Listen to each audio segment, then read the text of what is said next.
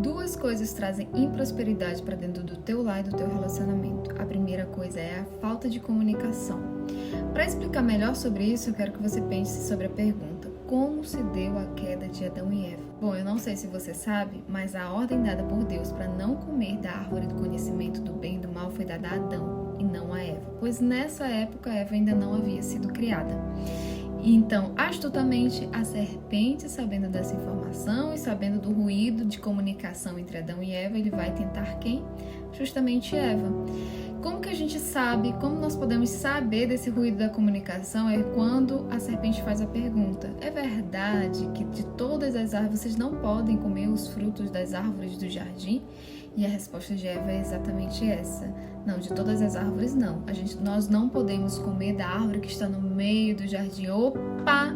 Mas a árvore que está no meio do jardim não é a árvore do conhecimento do bem e do mal. É a árvore da vida. A Bíblia não fala que a árvore do conhecimento do bem e do mal está no meio do jardim. Quando Deus chega ao jardim para questionar, o que aconteceu, se eles comeram ou não da árvore, começa a colocar a culpa no outro, mas o interessante é que Eva fala, que a serpente enganou ela. Então a gente percebe aí o ruído da comunicação entre os dois. Eu trouxe essa história para fazer um paralelo com o nosso cotidiano, porque é exatamente isso que a gente faz. Talvez a gente até tenha herdado isso dos nossos ancestrais, Adão e Eva, A neurociência já fala que nós herdamos algumas conexões neurais, dos nossos antepassados. Então talvez seja por isso que a gente exatamente repete esse comportamento, porque nós não conversamos com os nossos cônjuges sobre finanças, sobre a questão profissional, sobre como a gente quer estar de forma na vida amorosa mesmo entre os dois. Nós não conversamos nada sobre isso. E o que acontece é que a gente fica um ruído na comunicação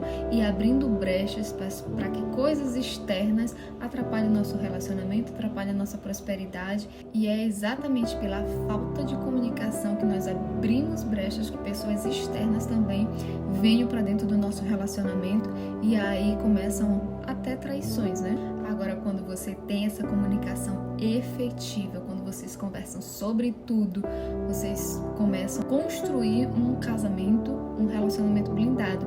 E aí que vem a segunda coisa que você precisa preservar para você ter prosperidade no seu relacionamento, que é a unidade. É importante a gente lembrar o que Jesus falou lá atrás sobre o reino, que um reino dividido, ele não subsiste, ou seja, um lar que é dividido, uma casa dividida, cabeças, cônjuge dividido com a esposa, por si só vão se destruir. E é o que a gente mais vê hoje em dia, A gente vê uma competição, quem ganha mais, quem trabalha mais. A gente vê ali, não vê uma unidade, a gente vê uma competição dentro dos casamentos, dentro das casas, dentro dos lares. E ali começa a divisão e a autodestruição. Mas, pra gente trazer a unidade para o nosso casamento, vamos observar lá a história da Torre de Babel. Importantíssimo, Deus deixou um código muito importante, que ele falou bem assim: esse povo está falando a mesma língua, nada vai parar eles.